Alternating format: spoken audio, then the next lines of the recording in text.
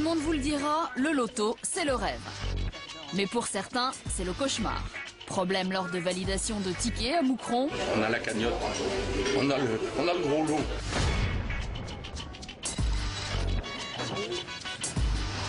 Maraboutage et dépression pour un joueur naïf à Limoges. Jusqu'au jour, bingo, 560 000 €.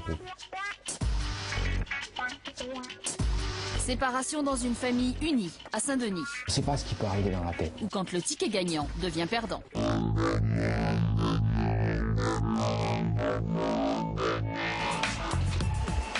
Et pour s'acheter une Ferrari. Le suspense. Pour gagner des millions. On vend du rêve. Gagner au loto fait rêver. Dans plusieurs cas, le rêve tourne vite au cauchemar. Moucron, sud de la Belgique, près de la frontière française.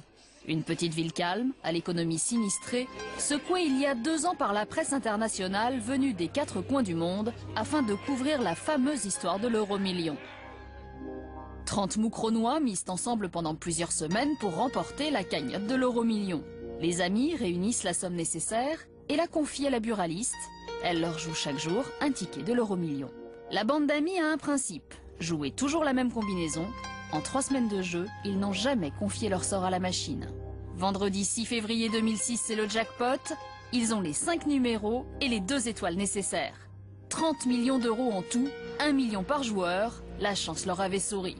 Mais grosse désillusion, le ticket n'est pas validé. La buraliste n'a pas joué la combinaison sélectionnée, faute de paiement. Il manque 25 €.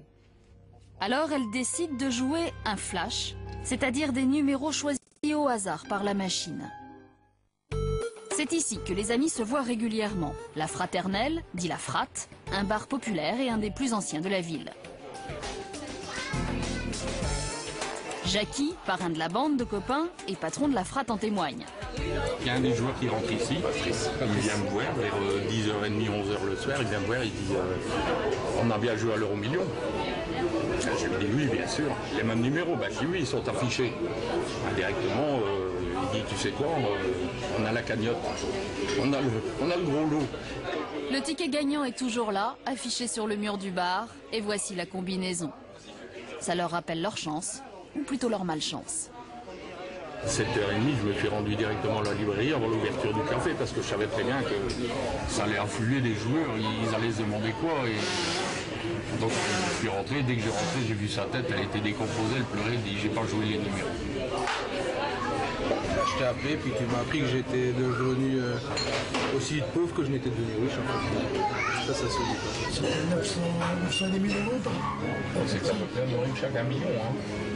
C'était chaque 1 million, parce que tu touchais le premier et le deuxième rang fois X fois. Et le deuxième rang, il faisait déjà plus d'1 500 000 €, je crois.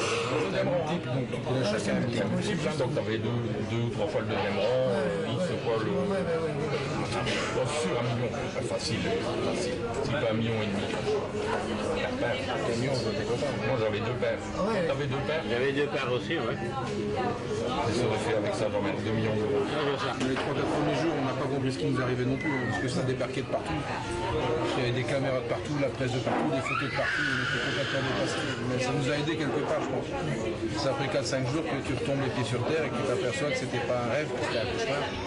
Moi je trouve que l'une des choses les plus choquantes là-dedans, c'est comme bon d'abord bien sûr, il y a une grosse égard d'erreur de la dépositaire, mais la seconde chose qui est quand même assez déplorable, c'est qu'on n'a eu aucun soutien de la loterie nationale. Ils nous ont même pas contactés, rien. Quelques semaines plus tard, la Loterie nationale leur conseille de prendre un avocat pour attaquer la buraliste en justice. Comme en témoigne cette lettre. Si on avait voulu, via le bureau d'avocat bruxellois, d'attaquer au civil la dépositaire, on a totalement refusé, il nous donnait combien 90% de chances de la ruiner. Elle pouvait vendre sa maison, son commerce, tout bazar, on n'a pas voulu. Donc c'est... Ruiner quelqu'un, de toute façon, qu'est-ce qu'on aurait eu en retour? Chacun 200, 300 ou plus? Je ne sais même pas si on aurait eu chacun 4 000 €. Et elle aurait été ruinée, ça nous aurait apporté quoi? Faire le malheur de quelqu'un, ça n'aurait pas fait notre bonheur à nous. Ah oui, on a raté le gros loup, le gros, Et moi je participe encore toujours. Et je crois que je participe encore.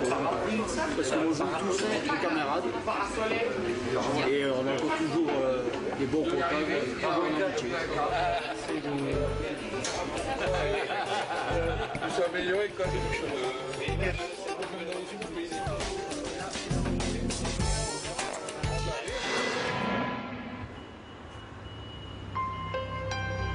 Le 8 mars 2007, le Limousin Gilles, un ancien employé d'une imprimerie, gagne le jackpot grâce à un flash. Une jolie somme, 560 000 €. Comme dit Gilles, il y a deux types de gagnants, ceux qui savent se taire et ceux qui le racontent à tout le monde. Il fait partie de la deuxième catégorie, son drame est là.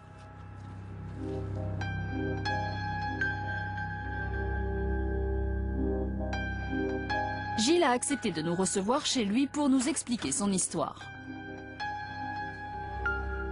Je jouais au loto régulièrement. C'était toujours, des fois c'était difficile. Je jouais un flash, 4,80 le mercredi, champ joker, un flash, et tous les samedis. Et je jouais.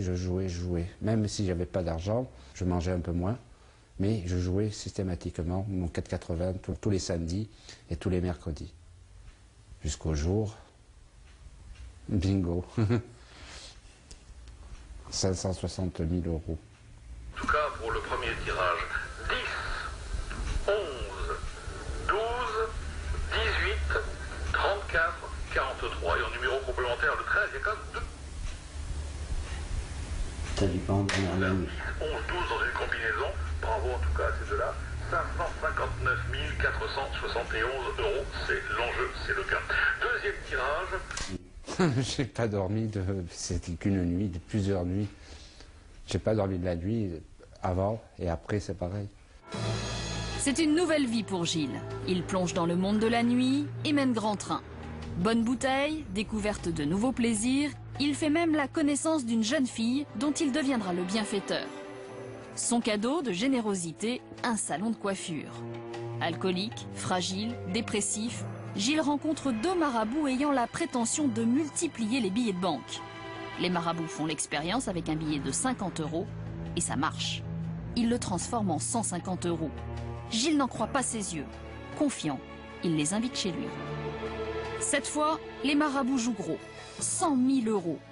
Gilles s'exécute, l'argent est sur la table, le maraboutage peut commencer. Les billets de banque sont d'abord badigeonnés et rincés dans une solution dite magique.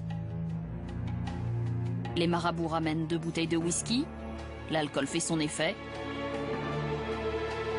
Ils enveloppent l'argent dans du papier journal fixé par plusieurs couches d'adhésif. Le paquet est calé sous le poids des livres. Et moi je pense que le temps que je me suis absenté pour aller chercher les glaçons, un des compères a pris le paquet, l'a mis dans son sac et l'a remplacé par un autre paquet. Et on a attendu, et j'ai gardé donc ce paquet. On me l'a demandé de le mettre au congélateur, c'est ce que j'ai fait. Et au bout de 3 semaines, quand on a ouvert, on s'est rendu compte qu'il y avait effectivement que du papier à l'intérieur.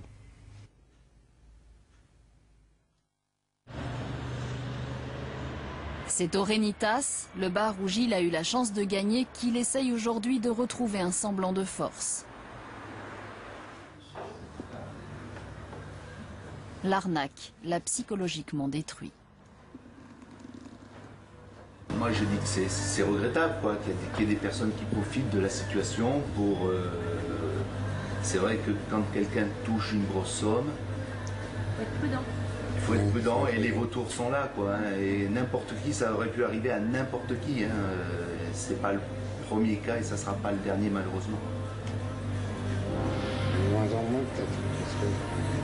Je ne travaille pas actuellement parce que je suis arrêté. Des problèmes psychiques, et surtout j'ai eu des problèmes d'alcool. Et actuellement je suis en train de me faire soigner à l'Esquirol par rapport à l'alcool, pour arrêter totalement de boire. Et voilà. Ici, là, c'est là où je viens tous les matins. Je suis à l'hôpital de jour, je rentre tous les matins à 9h30 et je ressors tous les soirs à 4h30, 16h30 et comme ça tous les jours. Et je me fais soigner par rapport à ce qui m'est arrivé. Le loto, ça peut être aussi une histoire de famille. Quand un frère gagne, l'espoir renaît, tout le monde espère ainsi être sauvé. Je suis le troisième de la famille. Alors j'ai mon père qui est décédé. Il ne me reste plus que ma mère. J'ai un grand frère. On était des petits joueurs de loto. En 2007, il s'avère qu'il prend une somme de 43 000 euros. Et là, j'ai plus de nouvelles de lui. On était une famille soudée, c'était lui qui remplaçait le daron. Ma mère, c'était son chouchou, c'était lui, malgré que c'est moi le plus petit, tu vois. Déjà, on avait un rêve, tu vois, comme je t'ai dit, ma mère, elle était malade et tout, tu sais, elle a le diabète, elle a tout ça. On avait fait un rêve, déjà, si on gagnait, de prendre toute notre famille, de louer un bateau et de passer au moins un mois dessus. Et un frangin.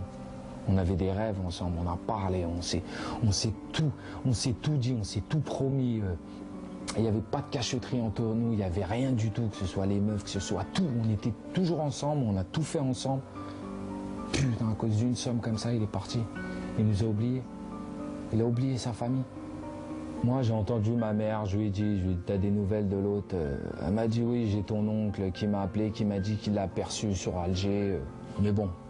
De toute façon, c'est mon frère, tu vois. C'est mon grand frère, j'ai un grand respect pour lui.